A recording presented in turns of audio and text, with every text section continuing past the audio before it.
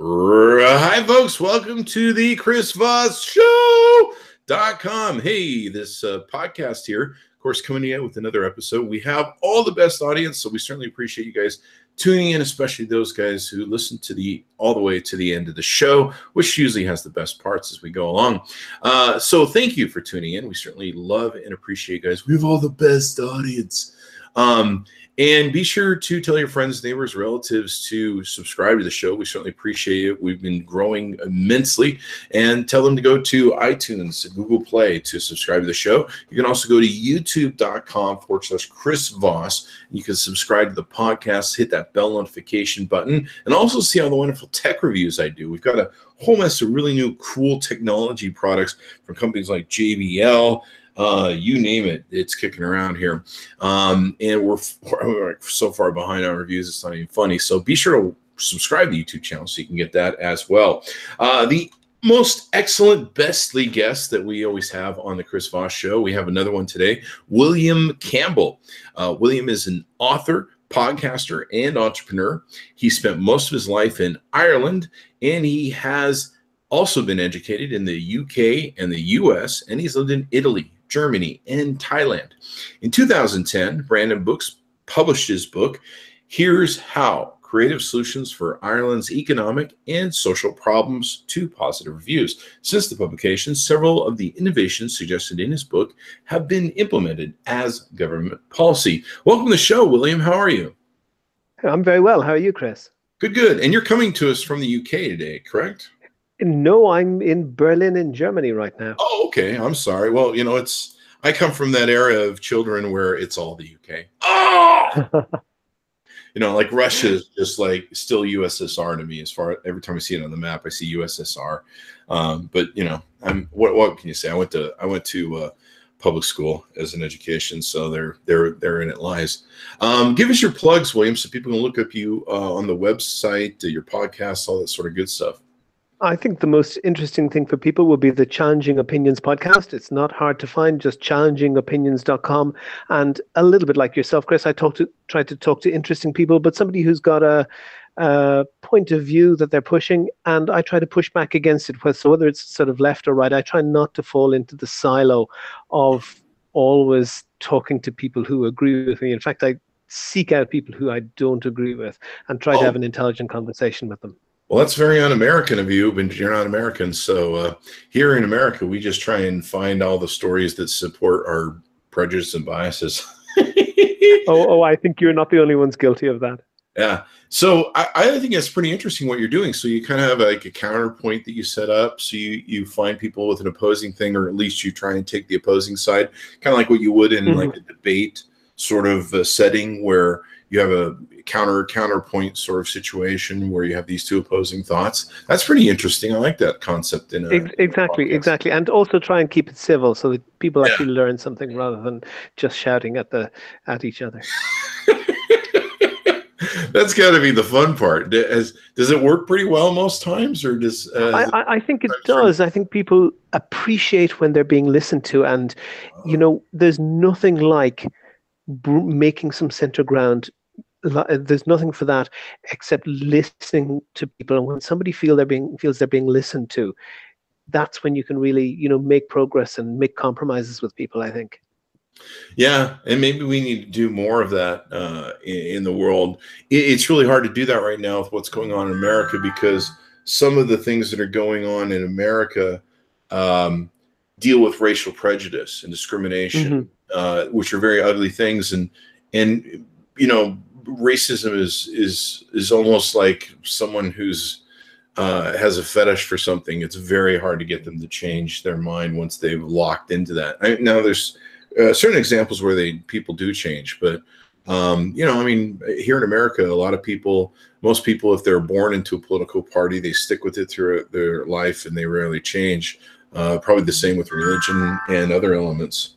So we want to talk about Brexit. I know was a thing that you wanted to take and do on the show. And that probably ties into a lot of what we're doing. So let's talk about give us an overview of what your perception is, because you're European. You have a bigger kind of stake in this fight, if you will, than us Americans, and probably we have some misunderstandings on our part where we don't fully understand what was going on over there. Yeah, well, there's two sides to it, really, or two parts to this issue. And one of them is the problem, maybe it's unfair to call it a problem, but in the phenomena that was experienced in the presidential election in the US, whereby you had people who were so enthusiastic about Donald Trump when previously perhaps any of his qualities they would have condemned. Certainly the evangelical Christians, it would be surprising that somebody with his private life they would support. Yeah. But Trump seemed to hit a nerve of people who felt excluded from the political mainstream. And Brexit in the UK, I think, did exactly the same thing. The type of people who were voting for Trump are also very similarly to the type of people voting for Brexit, especially those swing voters. They felt that they were being listened to. They wanted to kick against the establishment. They didn't particularly understand the ins and outs of what they were voting for. They might not, the average Trump voter might not have been terribly well educated about, what Trump's policies would do. Same with Brexit. But they knew that the establishment didn't like this. And for that reason, they wanted to kick against the establishment and choose that. And it's remarkable how close those two demographics are. Yeah, it's interesting. And one other thing, I should say, one other thing that's very remarkable about it is Cambridge Analytica. We've heard of this company that hacked essentially Facebook and got tens and possibly hundreds of millions of people's profiles and used that to micro-target ads at them. The exact same company did the exact same thing, possibly sponsored by Russian money. Certainly very strange financing of that. Somebody who had never been a political donor previously became the largest ever political donor in UK history. It seems clear that they broke campaign finance law and also broke data protection laws, sharing data between different organizations. But that's spilled milk. The vote has been done, and Brexit won by about 51.8%. Yes, it was very close. Very tight vote. Yeah. But now the milk is spilt, and when the EU negotiators, the other 27 countries in the EU, they sat down and literally in one afternoon, they decided that there are three priorities to deal with this. And it was money, people, and Ireland. And money was basically how much money the UK would owe, how they would settle that. That's been relatively easily settled. The other two problems are not going to be easy to settle. So the problems are who is allowed to live where. So if you can imagine that a state in the US, maybe Florida or Washington, is going to leave the United States, and everybody who was born in Florida is now not going to have residency permits, be permitted to reside in any other state in the United States, and anybody who's in Florida who was not born there will not be allowed to live there anymore. How do you? I'm actually all for that, because Florida's pretty strange. They're like our Jerry Springer part of America. If we cut them off, I'm sure we wouldn't miss anything from Florida other than guys killing. There's a few people, there's a few people in Europe who are saying much the same about Britain. But I just lost my Florida audience. That's possible. But the difficulty with that is, how do you unpick family relationships? How do you decide? So there's sort of hints at saying that, well, if somebody's been resident for more than so many years, that will continue. But does that mean a British person living where I am now in Germany, will they continue to be allowed to live in Germany or in any other European state? And that hasn't been clarified. Yeah. And the other problem for Britain, and this is where it really kicks into the real problems, the priorities that the British need to have, is Britain is hugely dependent on migrant labor in some economic sectors, and one of them is the health service. About 25% of the healthcare workers in the UK are from outside the UK. And they're not feeling very welcome in the UK at the moment. And the result is that hospitals and other healthcare facilities are having real problems recruiting healthcare workers. Wow. The second, at the other end of the income scale, the other industry that's very heavily dependent on immigrant labor is agriculture. So literally fruit picking, working farms, and the UK pound has declined in value quite dramatically since this vote.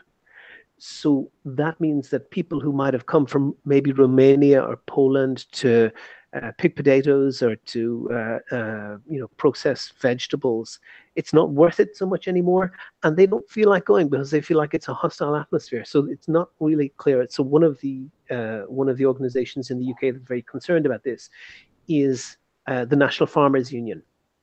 But the real one that's going to hit the real economy is integration with the European, what's called the customs union.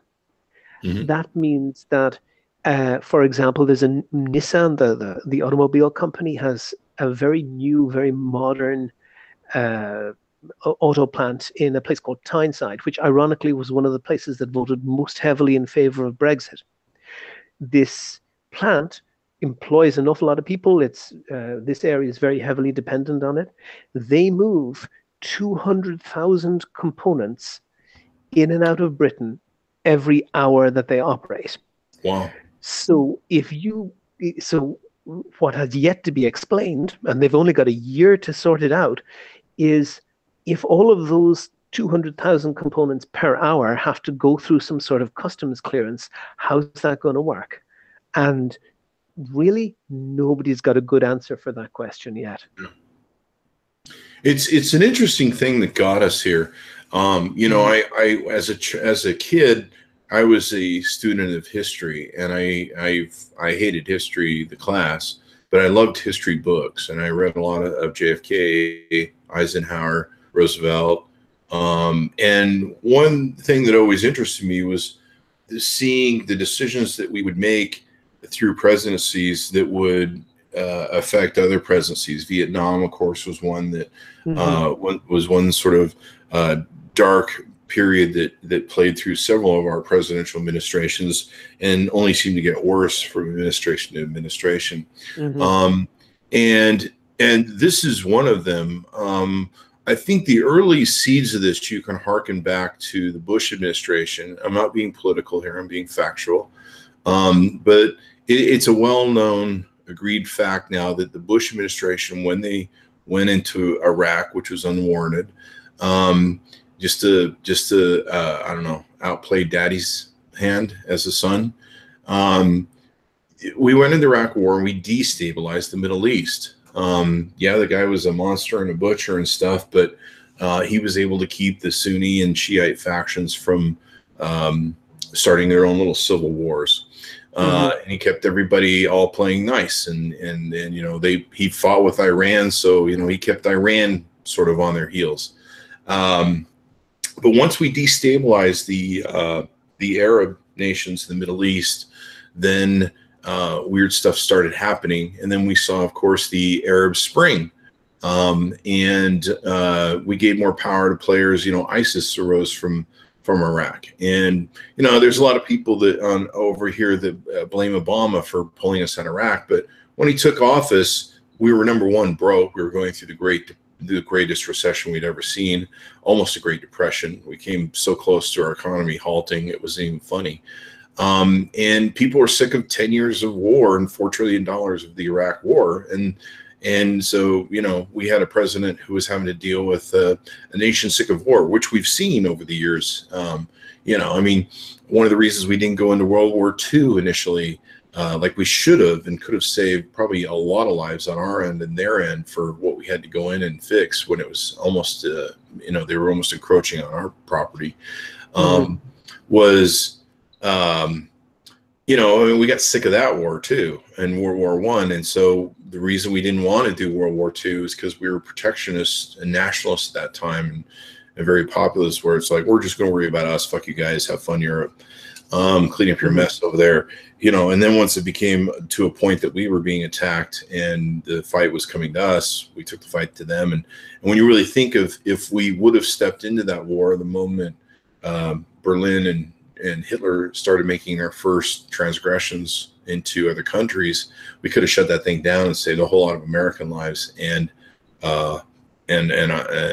European lives as well. And of course, the Jews, we could have saved that whole 6 million concentration camp in one of the ugliest parts of history.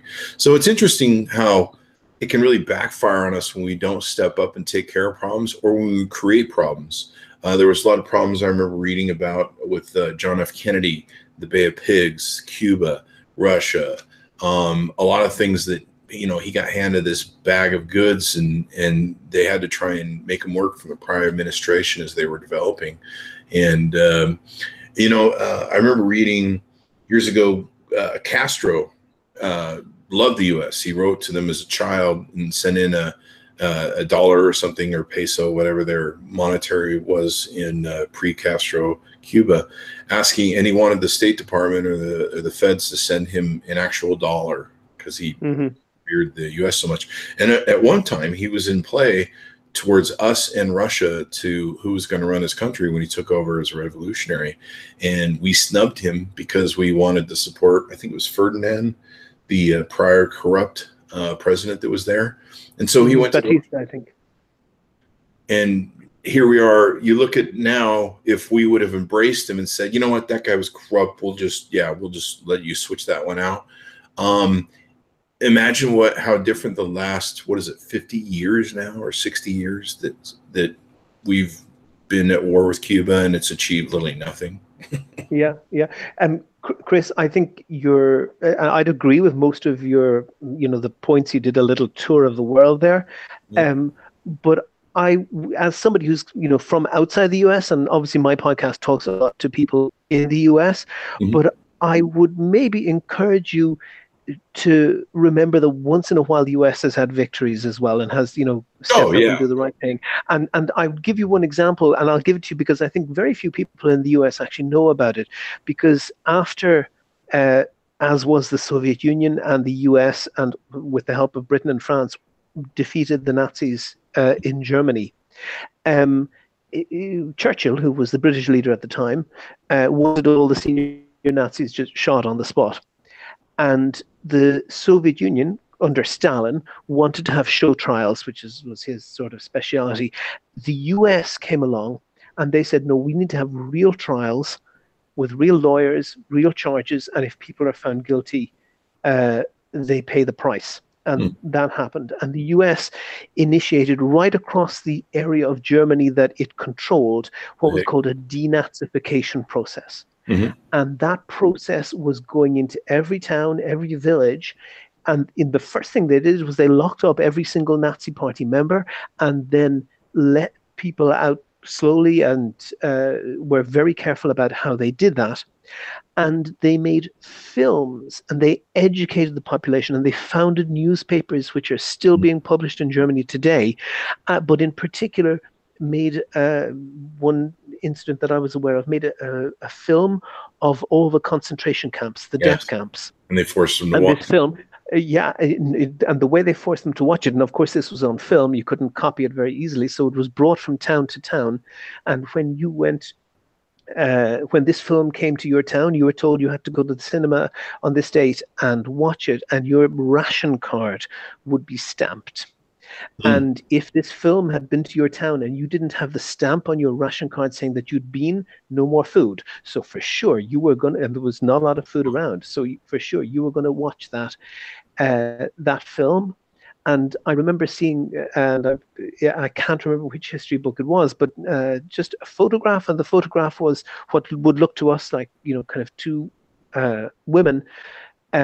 But when you look at it, you can see that the girls, they're quite young, but they're dressed in wartime clothes, so it looks old to us. And they have really not happy faces. This is not people who are smiling for a photograph. And the caption on the photograph was that the US troops who stood inside the movie theater when this film was running saw that these two girls were laughing, and they were told you have to go back and watch this film again. And then this photograph was taken, and this had a profound effect. This had a very, very profound effect that lasts to this day. And if you look to this day at the Nazi areas, that's to say the areas taken over by the Nazis, which were Germany, Austria, and also Hungary was essentially a Nazi allied country. They had their own fascist dictator. After the war, what became West Germany until unification, which is the most of Germany, was effectively under US control. East Germany was a smaller Soviet-controlled area. Austria and Hungary were considered to have, I think wrongly, considered to have been victims of the Nazis rather than collaborators. And this denazification program occurred only in West Germany. To this day, you can see that neo-Nazi parties are stronger in the areas that did not get that denazification program. And the far right, these people who are banging the drum of intolerance, have no currency whatsoever in the areas where the Americans ran these denazification programs. And I just sometimes like to tell that story when I meet Americans, because it's something that's not so well known in the US, but it had a profound effect. I've seen the pictures for good. I've seen the pictures of the Nazis having to sit in the theater, and just the looks on their faces as they're watching the concentration camp pictures. And as I said, I'm in Germany at the moment, and on Berlin streets there are what are called stumble stones. And this is maybe something the size of your fist that's just set into the pavement instead of a stone or concrete in the pavement. It's a brass plaque. Brass plate. And it says "Hier wohnte," here lived, and a person's name. The Jews that were taken from that location. Exactly. So where they can research and find somebody who was murdered, they will put a small memorial. And many, probably millions of German people walk over those stumble stones every day when they go in and out of their apartment blocks. You know, there is. I remember one of my German friends who comes to visit me about every year here in America. She told me about the stumbling stones years ago, and I was pretty amazed. And then she told me the series of processes, laws that they have in Germany to prevent the rise of the Nazism again. I mean, even as an American citizen, if I go over there and make a Heil Hail salute, I could be arrested. And they have really tight laws on keeping that from happening. And you know, here in America, we struggle with this concept of free speech. It's in our Constitution, and what is free speech? And over the years, we've had to start drawing lines of hate speech, that there's certain elements of speech that are violent, dangerous. But the problem is, it is a sliding scale. It is a you know, once you start cutting into these segments of what is not free speech and what is free speech, you start getting in the danger of what Germany slid into, where suddenly we're burning books, and you know, we already have a problem with libraries banning books like To Kill a Mockingbird.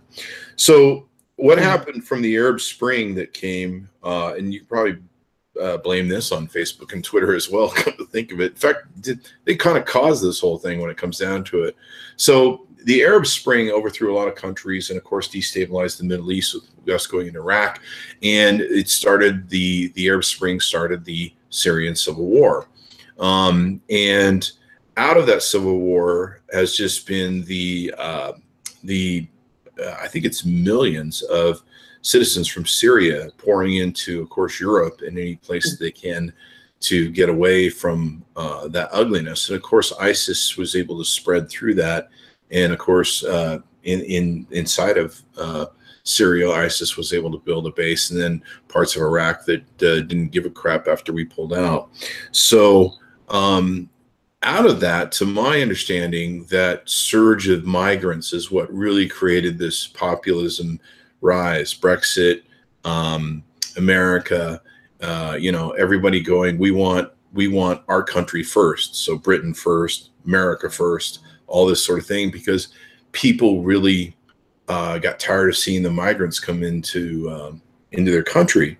And sadly, there's an old line about man that I love to take and repeat, because we seem to be doomed to repeat all of our errors just about every generation. And of course, it doesn't help we don't spend more money on education. But over the eons of American or of human history, government officials, politicians have always played the immigrant card, the us versus them, those people are different, and we're the chosen bunch, and they're the illegal aliens. I'm not sure why we're referring to other human beings that share the same DNA as us as aliens. Therein lies the problem with that discussion. But you would think that human beings, after seeing politicians play us like fucking fiddles with this us versus them, immigrants are bad thing that's been going on for eons of time, that we would get smart enough to go, yeah, we've seen this movie, we're not playing this game. But no, we're fucking dumb, because we're fucking human nature, and therein lies the basis of all of our problems. We're both good and evil, and we have beauty and ugliness inside of us, and hopefully one version of us will win. But to me, that's what really created Brexit. Am I wrong, or what do you think? Yeah, I think you're correct. There was the involvement of Cambridge Analytica, yes, but the UKIP party, which has never won a single seat in a UK general election in the Parliament. So literally, without having almost out of 650, not a single member of the Parliament, they were able to you become a single issue. So they were very unsuccessful as a political party, but very successful as a campaigning group. And they focused like a laser beam on banging the immigration drum. And that was successful. There's no question about that. They succeeded in doing that. And where Donald Trump had the Mexicans, they had a number of false stories. Yeah, probably a lot of the Syrian immigrant stuff, right? Well, first of all, the issue was entirely bogus, because the immigrants from outside the EU has no control over that. That's the UK's choice as to what level of immigration that they accept from outside the EU. But as I said before, you were dealing with, I think, a lot of voters who had a very clear idea of what they felt, but were perhaps low information voters and didn't want to be told by the establishment what to do or what to think. And if you look at some of the posters, they were explicitly using images of Syrian refugees without any explaining why that might be relevant to the vote. But it was relevant to, even if it wasn't not relevant to the vote, it was relevant to the voters. What's interesting to me, and I've always studied economics, M1, M2, money policy, the Federal Reserve. One of my, I think when I was 18 or 20, I was studying to become a stockbroker, passing the test, and understanding how the world of financing, banking, stock markets worked. It's been disappointing me for most all my life that we do a very poor job of education in schools, not to teach people these things so they can understand how little these immigrants affect our economy and how much they do contribute to our economy. Especially, we have the same problem here you do, where we use a lot of immigrants to do the jobs that Americans won't do, like picking fruit and actually servicing most of our food sourcing that comes, I just read a thing today that in California, in what they call, I think, the salad bowl or something like that, but it's where a lot of our fresh fruit comes from. The immigrants there that are illegal are living 20 to a house. And of course, they're scared of deportation. And what we don't realize is we're going to shoot ourselves in the foot and increase prices, not only with tariffs at Walmart, You know, I heard Bill Maher tell the joke, I can't wait till all these tariffs kick in and all the immigrants are kicked out and people go and all the Trump voters go to Walmart and find that the shelves are empty. They just don't realize how much this is going to make their life a living hell, especially from cost basis. It's interesting to me, too, that people live today in such a non-actualized state that they can be played so hard with this angle of hey, your life's a living hell and a piece of shit, not because of us politicians have been doing our job and we've been overtaxing you and we've been robbing you blind by all of our inside deals and everything that we do, where all of our congressmen become multimillionaires through their dirty dealings. But the average Joe is sitting there going, why can't I get a job? And then of course the politician comes along and goes, hey, you stupid knuckle dragger, it's the immigrants' fault, it's not us. And they go, yeah, it's the immigrants' fault. These politicians have been stealing blood from me all this time. It's the immigrants. It's like, yeah. Well, there's a book by, I think, Eric Schlosser, Reefer Madness, but it has one section on, I think, exactly what you're talking about, the salad bowl in California.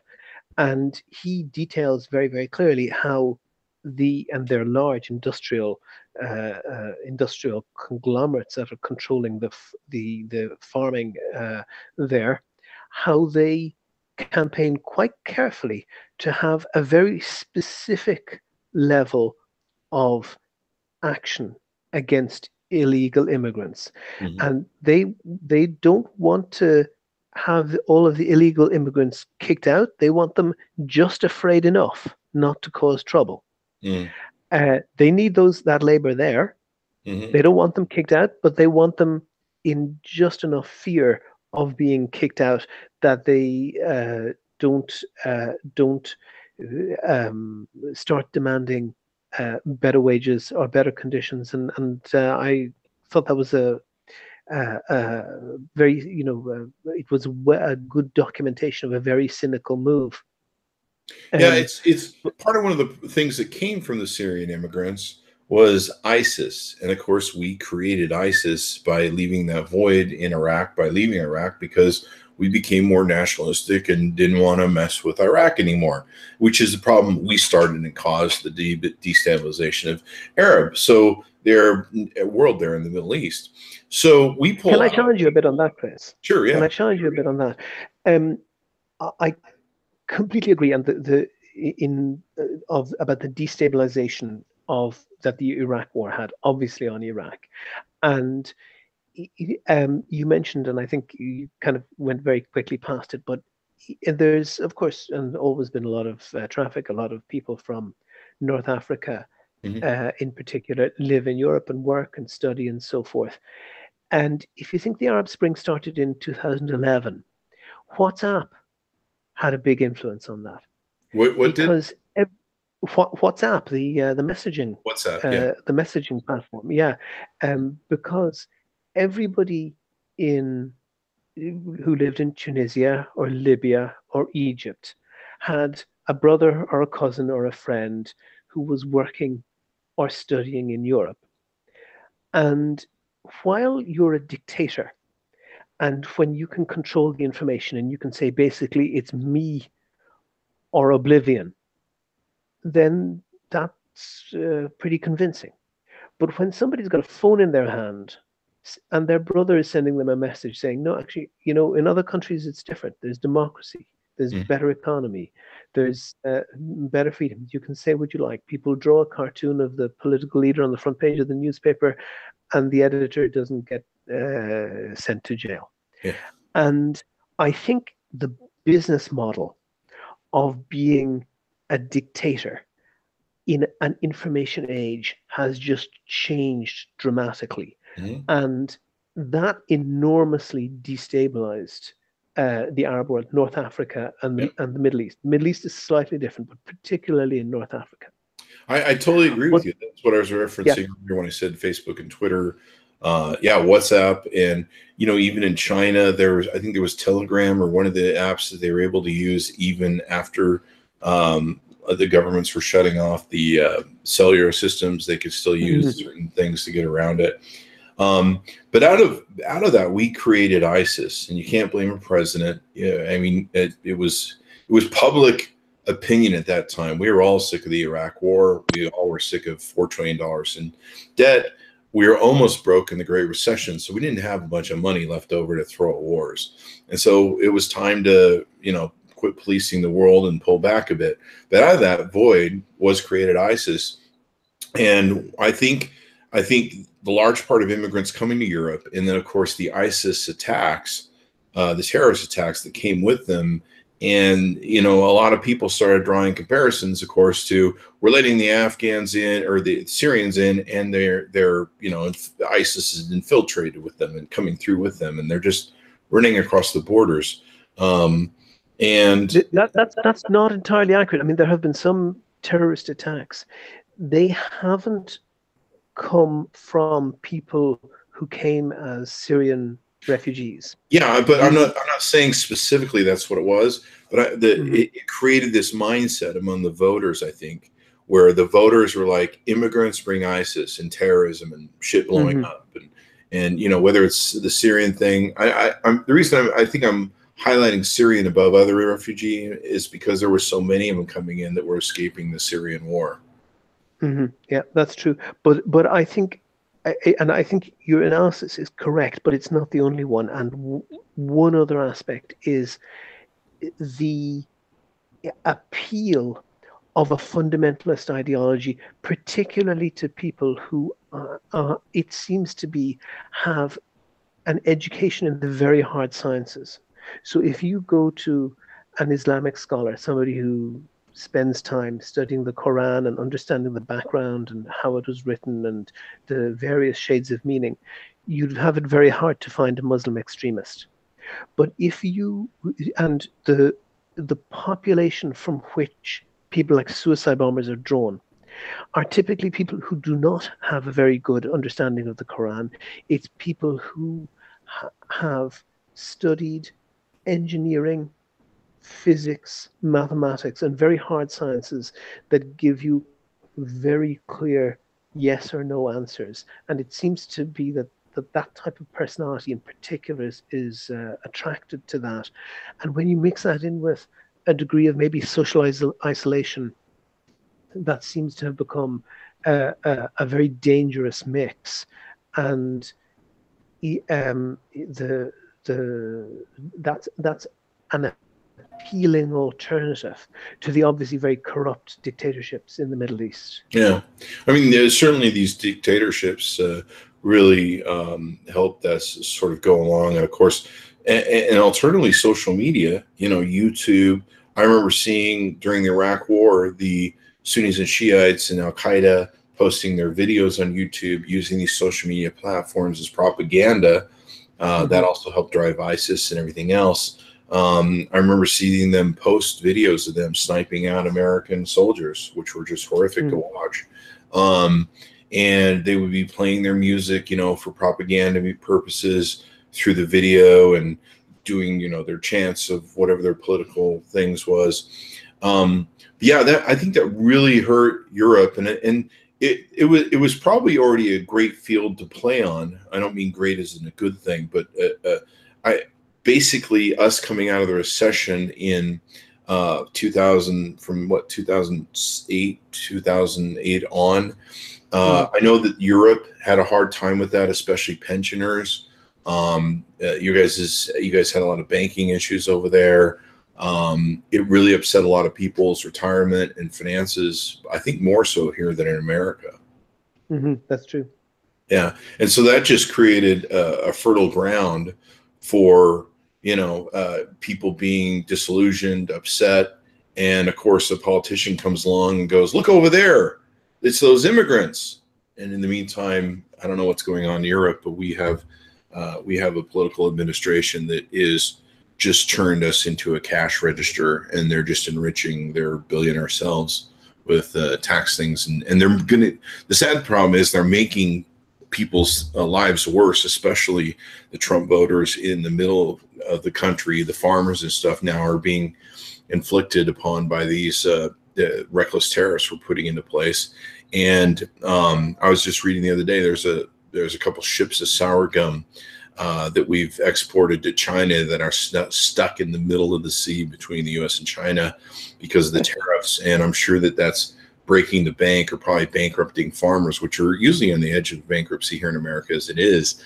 And the sad part is that's going to create more economic disruption and more opportunity for people to go, it's the immigrants over there, it's the immigrants. And people are so goddamn fucking stupid that they will not realize what's being played upon them by the snake oil salesman.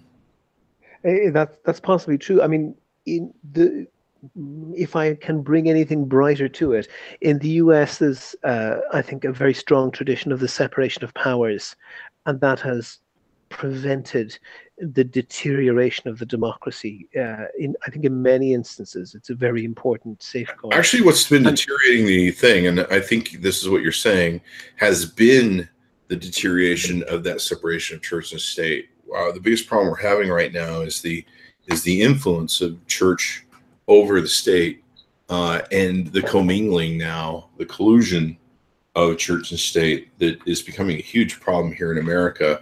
I mean, right now they're trying to pass the laws so that the churches can create super PACs, which are these billion-dollar political machines that can run commercials and spend all their money to influence political behavior. And one of the reasons that's usually been unauthorized or illegal up until this point was because they didn't want church influencing state. And it's one of the reasons that our churches have a tax exempt status. So it becomes a real problem when these churches decide that they can create super PACs using their tax-free status to use that money to influence politics to enrich themselves more. Or to get their things done, which, I mean, it's just really messed up, especially when a super PAC, I believe, is a nonprofit. So a nonprofit is being built on a nonprofit. That's true. I mean, I think it's probably the case that that separation of church and state in the US is more important because the US is so much more religious. In Britain, in Germany, in other European countries, churches, religions get taxpayer money to run their schools, pretty much entirely financed by the taxpayer. And nobody has much of a problem with that because the influence of religion is that much weaker, that people just aren't that religious. Do your church institutions over there muck about in politics, though? Do they put money into political campaigns and things of that nature? It changes. It's different from country to country. No, but in Europe, or I'm sorry, in Britain. In Britain, the UK has a state religion. The Queen of England is the head of the Church of England, and there are 32 bishops of the Church of England who are members of the House of Lords who sit in Parliament and can vote on laws. So they don't need to interfere indirectly because they can vote directly. Unelected bishops. But in actual, I mean, to me, I'm uncomfortable with the level of religious influence there, mostly because of Tony Blair. And Tony Blair, who was prime minister from 1997 until 2007, strongly encouraged faith schools, that's to say religious-run schools, being funded by taxpayers' money. And there have been quite a string of scandals, particularly of fundamentalist groups, both Muslim and Christian, taking over schools where only a small portion of the families sending their kids to school would subscribe to that religion, but they're getting essentially hardcore indoctrination day after day for their kids. Yeah. And it becomes its own thing. I'm hoping that we avoid that sort of model coming to us in the U.S. It's really alarming. And like I said, right now, where we're trying to get religions are trying to seize more power. It's been interesting. Our evangelical religions over here have embraced one of the most toxic people, vile people, both on attacks on women and attacks on immigrants, and they're willing to embrace that and sell their souls to that devil in what's the word I'm looking for? In exchange for power in the government and being able to take over control. Yeah, I remember hearing about Brexit. A lot of the rural people were the ones who voted for Brexit, and a lot of the urban people, of course, saw the fallacies of it. There's been a book written, and I can't remember the name of the author, but it talked about the somewheres and the anywheres, and the divide was a bit more subtle than that. And this guy divided the country into two social groups, and the somewheres were the people who lived in a particular place, probably lived there their whole lives, and had a strong affinity to that place. And the anywheres were people who maybe moved to go to university, were very comfortable living in different places and comfortable mixing with people from lots of different places. So it was a social divide, but it wasn't the one that we've mostly expected. So it's not a class divide, and it's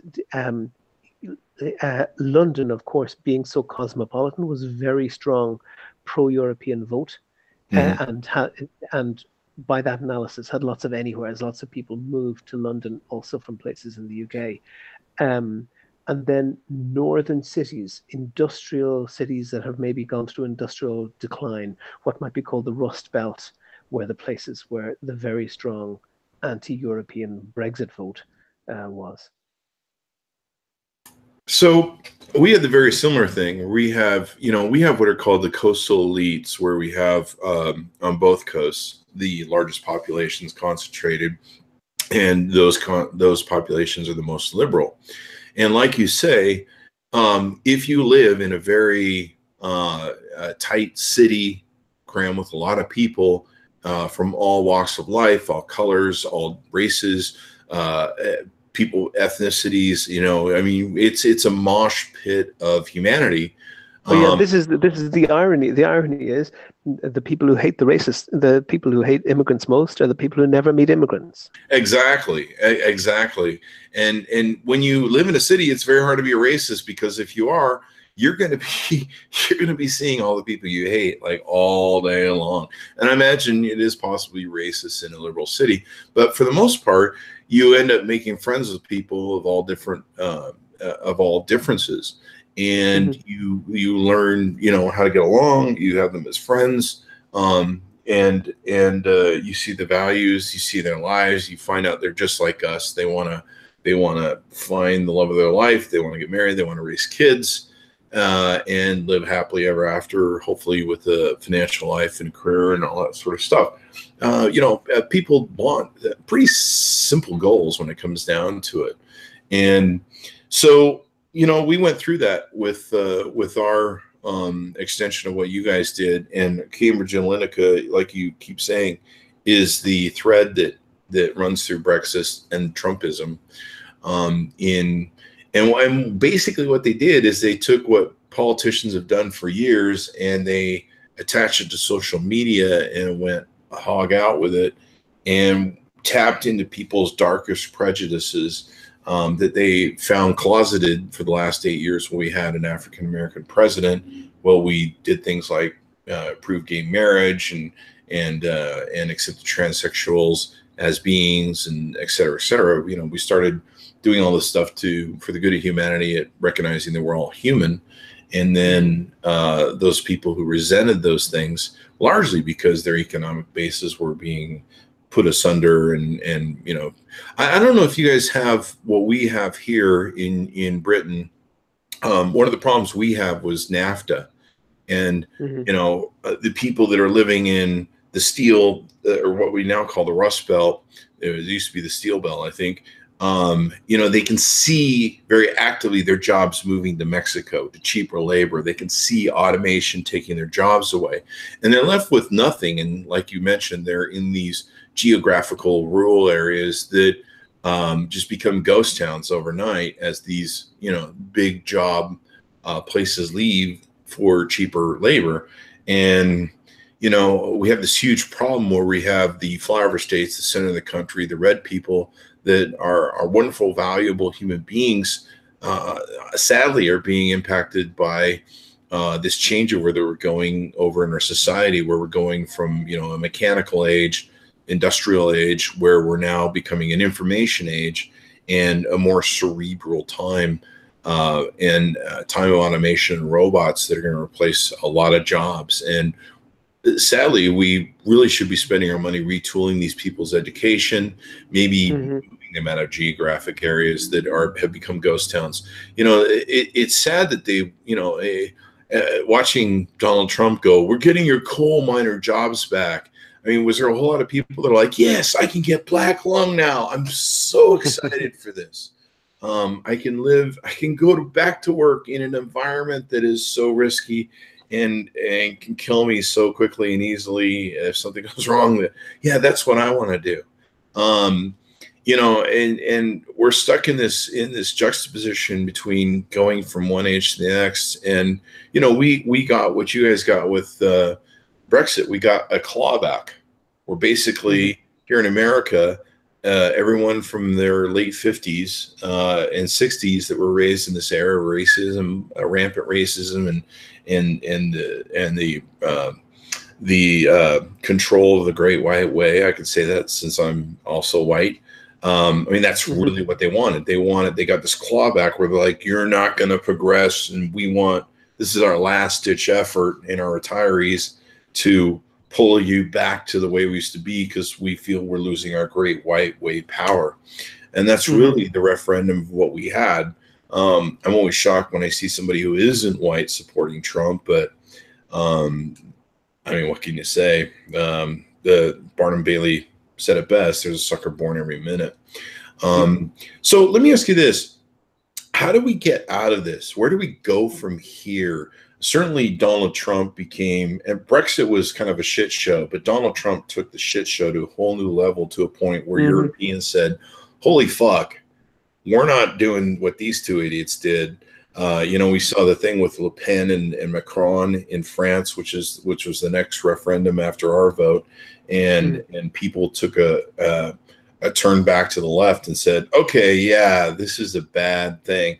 Where do you see the future going? Do you see Brexit actually getting executed, or is that going to be re-voted, do you think? I think that very specifically on the Brexit one, I think it's going to be very hard to hit the brakes on that. However, I think it will be fudged.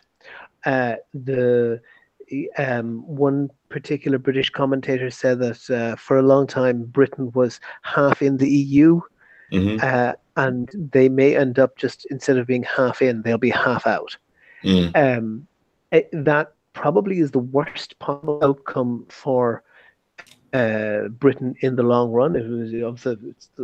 That's to say that they will be part of the customs union, which would mean that they would have to follow the various rules of the customs union, but wouldn't have a say over what those rules would be. So not a great deal, but the UK will be looking at very, very serious economic problems if they try to be entirely isolationist, because Britain is a trading nation. But I think, to answer your main question, which is how do we go forward, I think that Trump could not have won. Cambridge Analytica aside, all of those, race baiting aside and so forth, all of those things certainly helped, but they were built on a basis, and the basis was that there was a bunch of people who were being left behind and who were not being listened to and not being even addressed by, what you might call the coastal elites, what might be called the metropolitan elites in Britain. And you can bang your head and you can say, how stupid are these people? They're voting against their own intentions. And you're probably correct. That's right. They're clearly voting against their own best interests. And some admitted to But that too. They're just like, we're just tired of everything. So we're going with the fuck it card. Throw a Molotov cocktail in and see what happens, because that's where we're at now. Yeah. And I have to say, insulting those people is probably the least creative, the least constructive thing that you could do. That insulting them just doesn't work. And I'm struggling to remember the guy's name, but he wrote a very, very famous book, black guy, and I think he was religiously inspired. But what he did was he set out to make friends and truly make friends with the members of the Ku Klux Klan, and he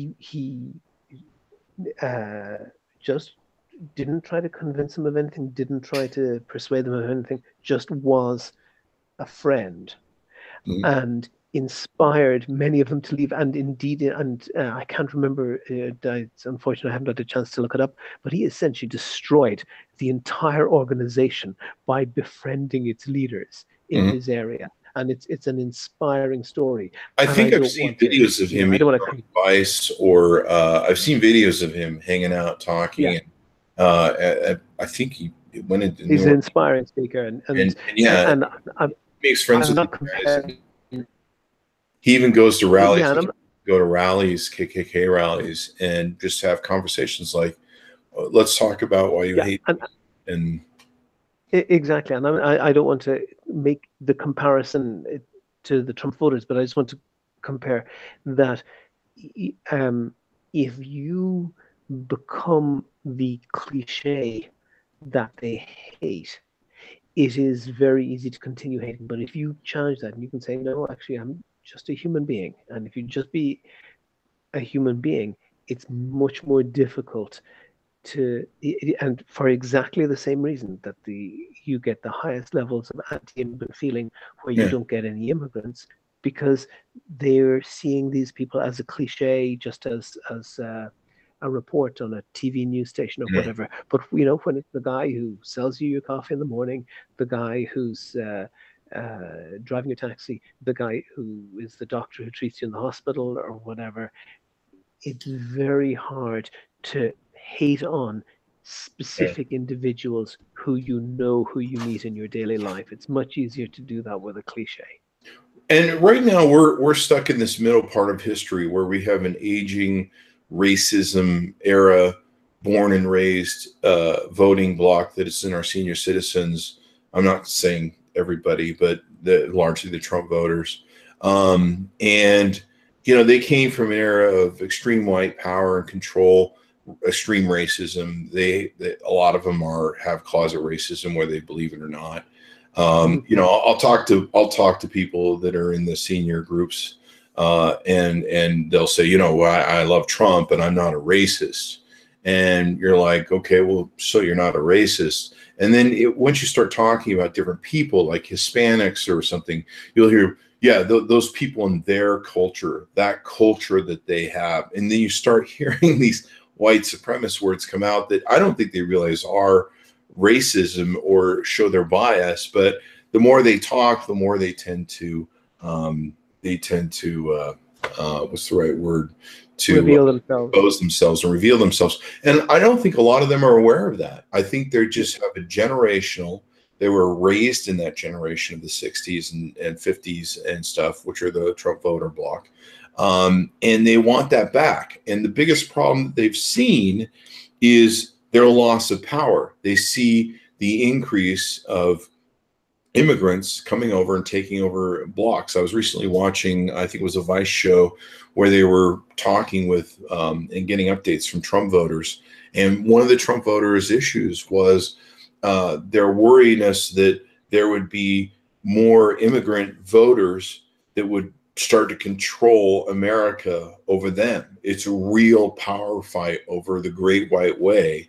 And immigrants, minorities, they're seeing that blacks are, of course, voting and taking more of the demographic over. These are the people who just probably just rile when they see a black a couple and a black and white couple together and go, oh, what's going on with our whatever.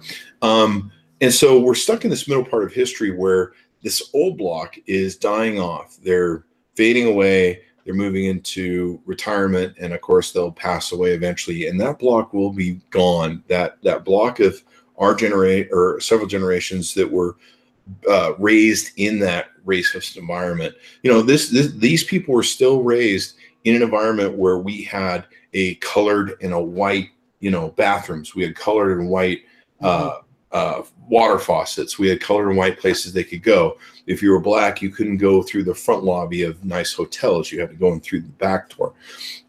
These are what these people were raised with. And whether they realize it or not, when you sit down and talk to them long enough, you'll at first get the economic bullshit that they put out as to why they voted for Trump.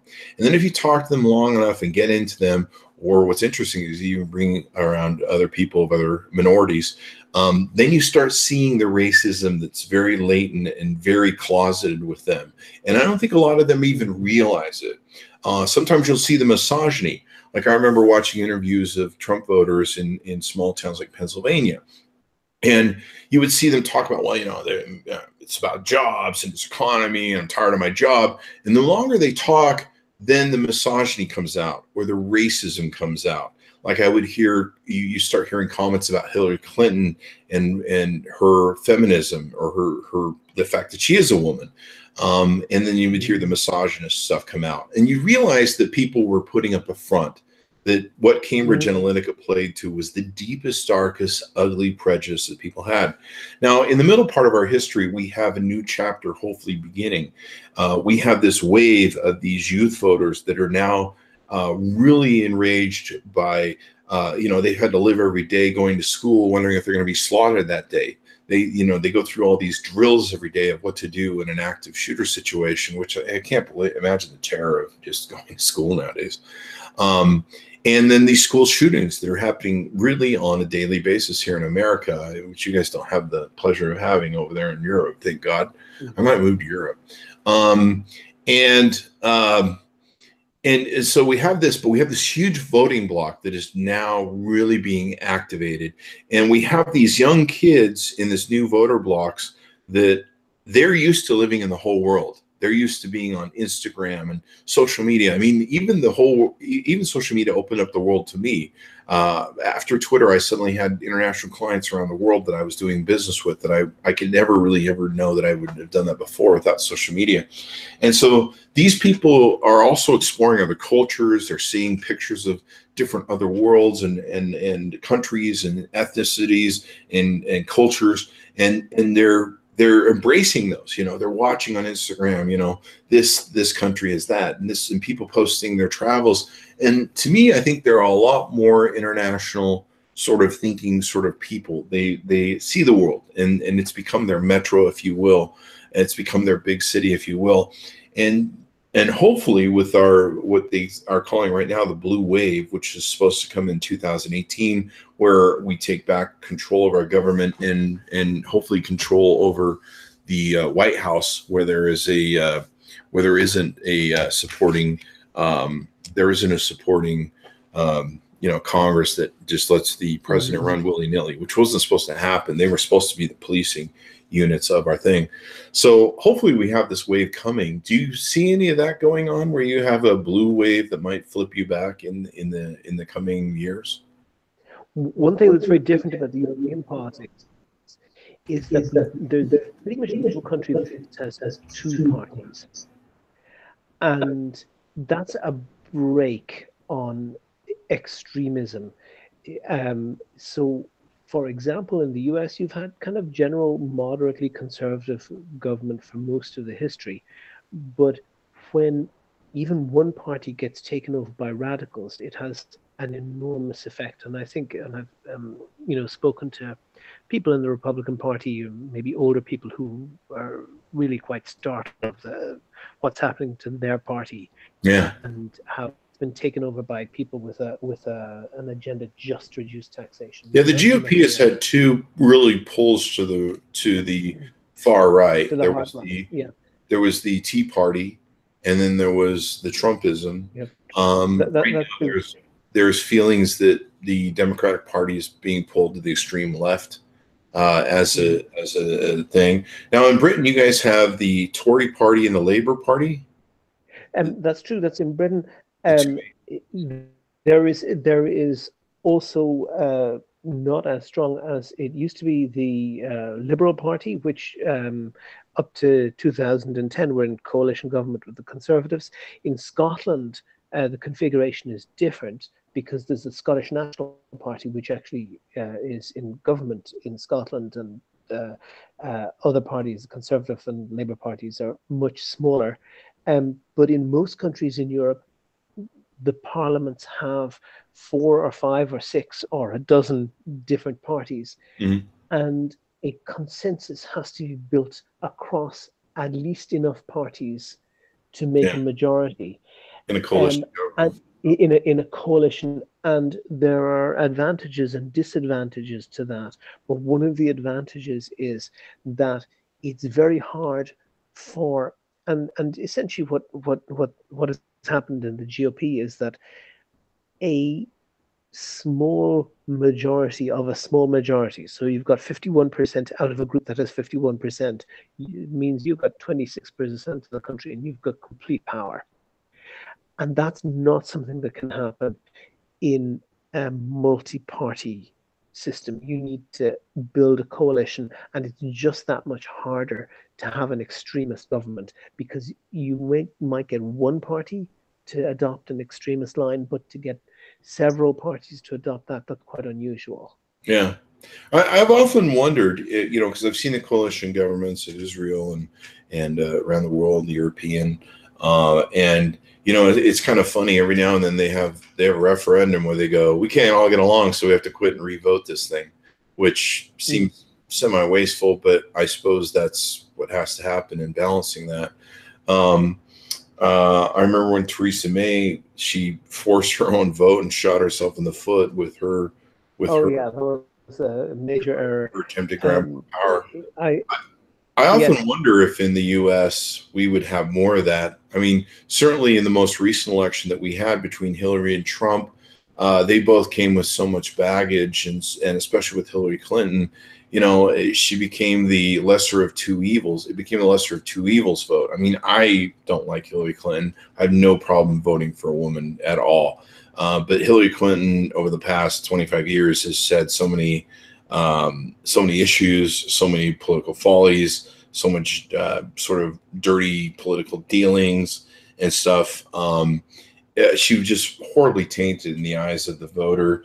And in reality, we were set up for anybody to win who was going against the establishment. I do believe Bernie Sanders would have won if Hillary hadn't thrown the Democratic Party into the bus. I believe Bernie Sanders would have won because he was also an extremist compared to an anti-government, let's change fucking everything. And I believe he would have won over Trump if we would have kept him going. And certainly the fact the electorate was so turned off by the lesser of two evils, all the good people really didn't come out and vote. A lot of the minorities didn't come out and vote because they were so disenfranchised. And that's, of course, what these politicians play and count on. They want the base to be fired up. And Cambridge Analytica did a great job of that. I mean, Cambridge Analytica and the Russian bots targeted black voters. I mean, they had one of the largest Facebook pages that was controlled by a white guy, I think, or a Russian. There was the Black Lives Matter. It was one of the Black Lives Matter Facebook pages, and no one had any idea that it was just a troll, and it was designed to disenfranchise those people to not show up and vote. And they ran a hell of a good game. I'm hoping that what we're learning from Cambridge Analytica and the Mueller investigation, everything else, is we're realizing that these people can use these dark forces and magic and computers in the dark web to really fool a lot of people. And I'm hoping that as a human being race, we're going to start realizing that and flip back the other way. I constantly console myself with the speech President Obama gave, where he goes, as in America, we go through dark times. We zig and we zag. And we usually hopefully find the right footing and follow the right course most of the time. And every now and then we have to learn the hard way, and we zig and we zag. And then we have to go, wow, that really turned out ugly. We better stop doing that and go back to the way we used to do things. And we've already seen a lot of that here in America. I don't know what's going on in Europe, but, we've seen most of our news was almost dead and was just playing endless reruns of the Kardashians, and no one cared about print or news agencies much. But now there's been a resurgence in the power of them, and people listening to the news, watching the news, reading the news, getting educated. A lot of the millennials evidently that didn't go vote because they were so used to having ethical presidents to a certain degree, because they grew up with the Obamas. They didn't know anything else. They grew up with presidents that maintained a modicum of decency and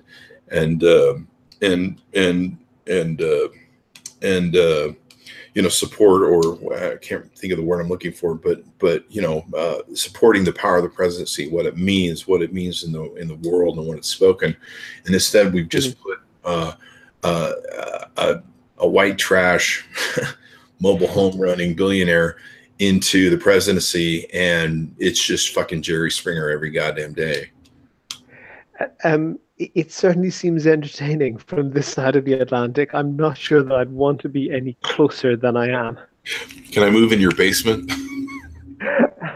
I don't know about that.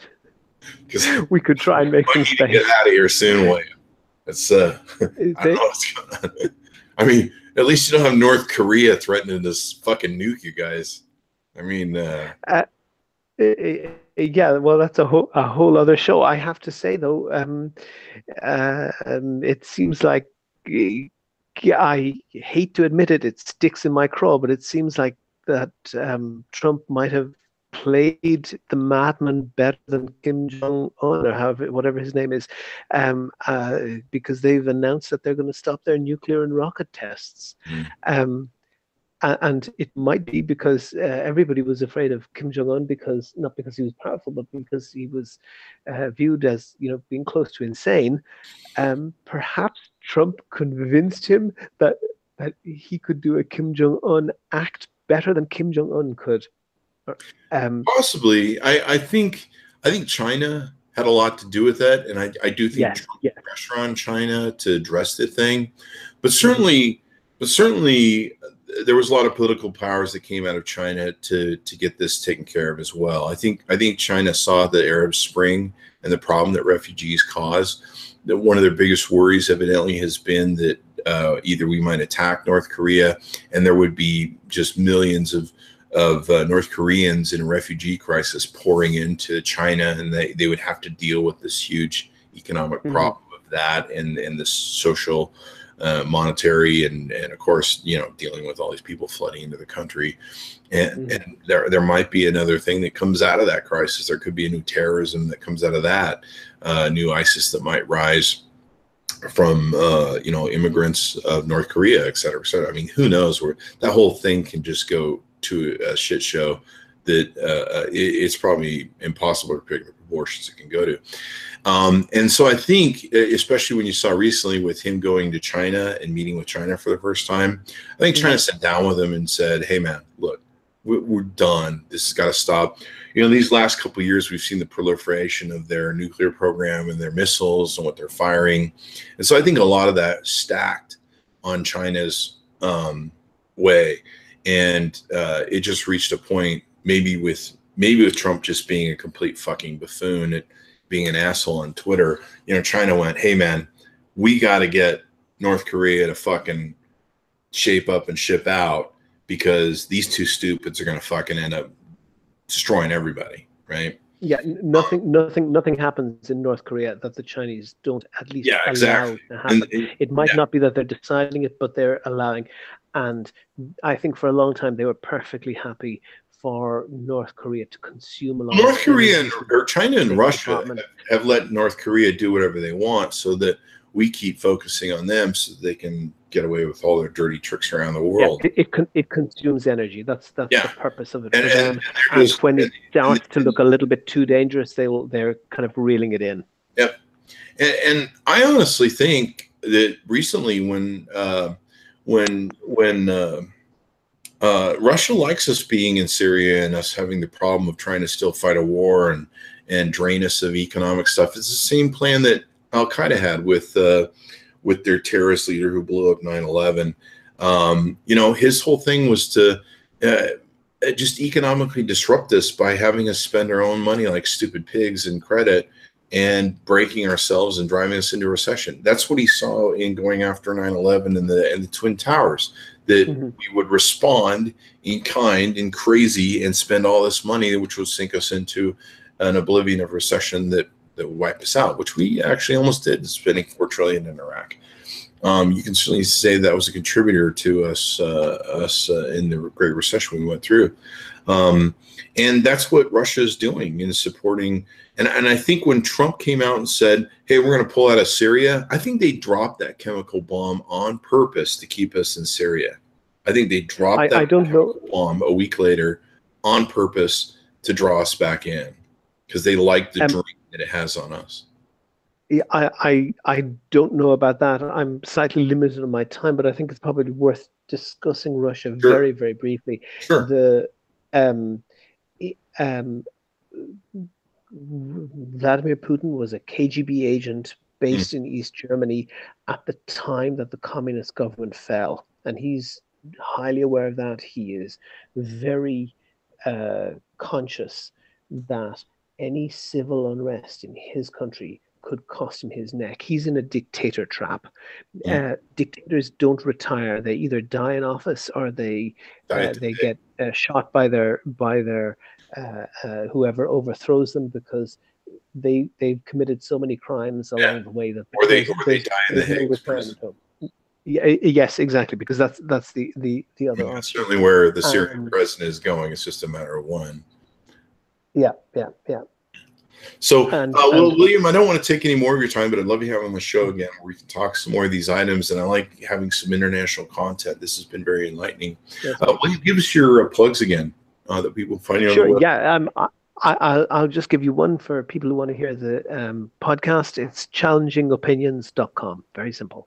Cool. Be sure to check out William's podcast. I really like the concept of that, having a counterpoint, having a good debate, and of course, listening to other people's concepts. Here in America, it's a whole lot tougher because I already know what your racist argument is. and you can't fix stupid, but I'm interested in checking out some of your podcast episodes so I can hear this sort of thing. I kind of like to have some of that on my show. At one point in the early years of the show, I did have a co-host who was very good at kind of taking the counterpoint alternative thing, not fully, but she would offer the differing opinions, and that was really great content. So there you go. Anyway, thanks for William for coming by the show and visiting us from Europe. He's in Germany right now, of course. And thanks to my audience, the greatest audience in the world. The world. We have the best audience. Pulling Trump out there. The bigly. We have a bigly audience. Anyway, guys. Flattery will get you everywhere.